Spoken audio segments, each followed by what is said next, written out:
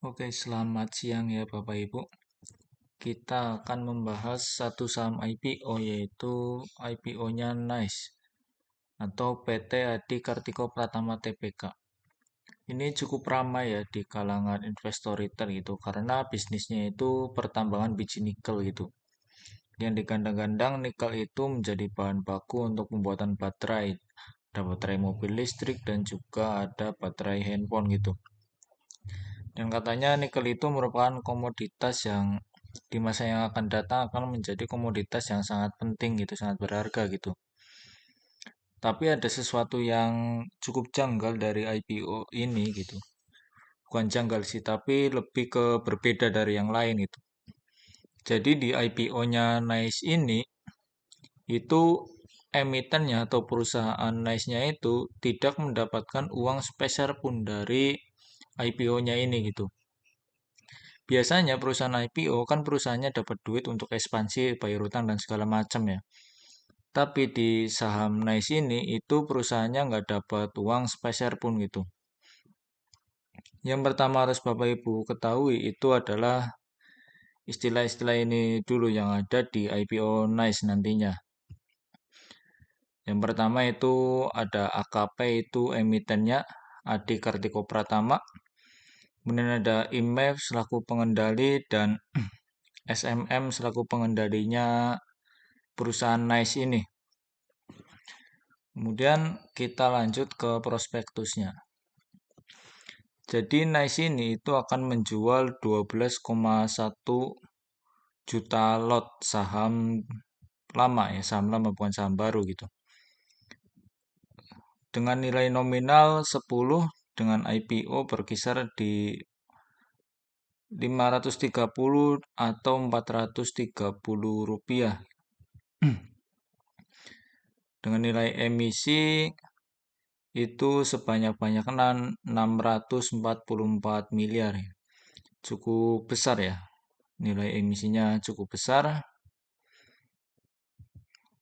644 miliar ini kalau IPO di 530.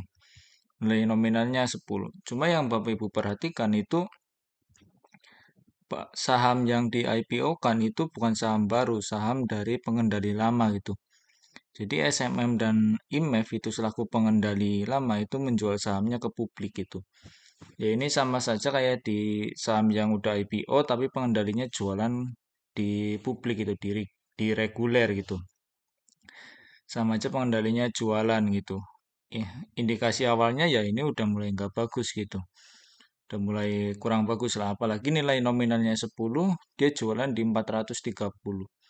Artinya ya pengendali lama udah untung 43 kali lipat ya. Dia kan store modal 10 kemudian jual ke retail itu 430 gitu. Kemudian dari sisi underwriternya ini cukup bagus ya, yang membuat saya akhirnya analisa cukup dalam lagi gitu. Itu ada KB Valburi, Trimegah Sekuritas, dan UOB. Dari sisi underwriternya ini cukup bagus ya. UOB bagus, historinya Trimegah bagus, KB Valburi ini CP ya, cukup jarang gitu untuk mengawal saham IPO gitu. Dan setelah saya baca cukup panjang itu akhirnya ketemu gitu. Jadi dia itu IPO sambil untuk akuisisi gitu. Ini eh, struktur pemegang saham dari NICE sejak dia berdiri tahun 2008 gitu. Jadi ada SMM, ada IMEF ini selaku pengendalinya. Kemudian ada FAS dan MAS ini pemegang saham lainnya gitu. Jadi cuma ada 4. Kemudian nanti setelah IPO itu IMEF dan SMM itu kan menjual sahamnya ke publik. Menjual sahamnya ke publik 20%, masing-masing itu berkurang 10% itu. Dan setelah itu juga mereka itu menjual perusahaannya ke LX Internasional yang nantinya akan melalui EBI. EBI itu siapa? Di sini ada keterangannya. EBI itu PT Dwidaya Mega Investama gitu. Jadi saham NICE ini IPO sambil akuisisi gitu. Ini sisi bagusnya juga ya. Jadi dia itu mau diakuisisi tapi melalui jalur IPO gitu. Tujuannya apa ya? Supaya pemegang saham lama ini dapat di harga atas gitu. Bisa kita lihat juga tadi IPO nominal 10, harga IPO-nya di 430.000, 430. Jadi udah untung 43 kali lipat gitu. Nantinya EBI akan menguasai 60% dari saham NICE gitu. Kalau transaksinya terjadi, tapi udah pasti terjadi nih karena kalau IPO-nya gagal, maka transaksi ini gagal. Tapi kalau IPO-nya berhasil, maka transaksi ini akan berhasil. Nantinya kemungkinan akan dilakukan di transaksi nego atau tunai ya. Kemudian porsi masyarakatnya itu 20% itu. Dan masing-masing dari SMM dan IMF itu masih punya barang gitu. Ya ini juga cukup jelek juga ya. Mereka mau diakuisisi tapi kok nggak semuanya sekalian gitu yang dijual gitu. Padahal mereka itu udah jualan di harga tinggi sekali yang 43 kali lipat gitu.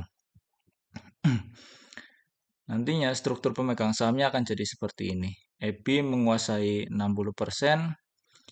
SMM dan IMF masing-masing 10 dan 9%. Emas dan FAS ini udah nggak ada nantinya ya, udah hapus gitu, udah dijual juga sama ke EBI gitu. Dan juga hasil uang IPO itu yang duit dari masyarakat 523 miliar. Kalau IPO-nya di 430 ya. Kalau di 530 kan itu 644 miliar itu. Nantinya akan masuk ke kantong dua orang ini. Akan masuk ke kantong dua orang ini. Kemudian EBI selaku pihak yang mengakuisisi juga akan menyetorkan uangnya ke dua orang ini. Sama dua yang tadi ini, Mas dan Fas gitu. Di prospektus pun udah dijelaskan bahwa perseroan tidak menerima dana hasil dari penawaran umum perdana saham gitu. Karena saham yang dikeluarkan itu bukan saham baru gitu. Dan juga karena bukan saham baru, makanya tidak ada lock up period dari IPO-nya NICE ini gitu. Kita lihat di prospektusnya lock up.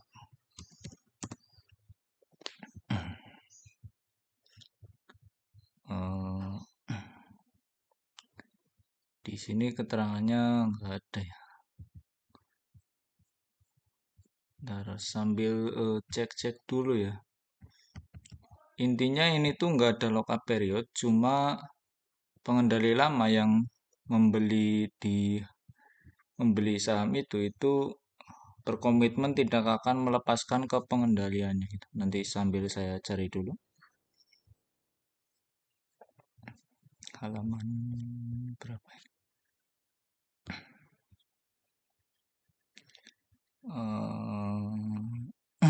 Nah ini. Jadi nantinya kan yang akan menjadi pengendali itu kan dari EBI ini. EBI ini kan suruhan dari LX Internasional. Dan EBI ini berkomitmen untuk tidak melepaskan pengendaliannya gitu. Ingat ya, tidak melepaskan pengendaliannya. Bukan berarti tidak menjual sahamnya gitu. Karena kalaupun dia menjual 10% dari sahamnya, itu pengendalinya masih tetap dia gitu. Dan yang jadi was-was lagi itu dua orang ini. Apabila dua orang ini nantinya jualan setelah IPO itu ya marketnya akan bereaksi luar biasa gitu. Maksudnya akan jatuh gitu. Barang mereka kan masih banyak gitu. Masih 10 juta lot lebih gitu.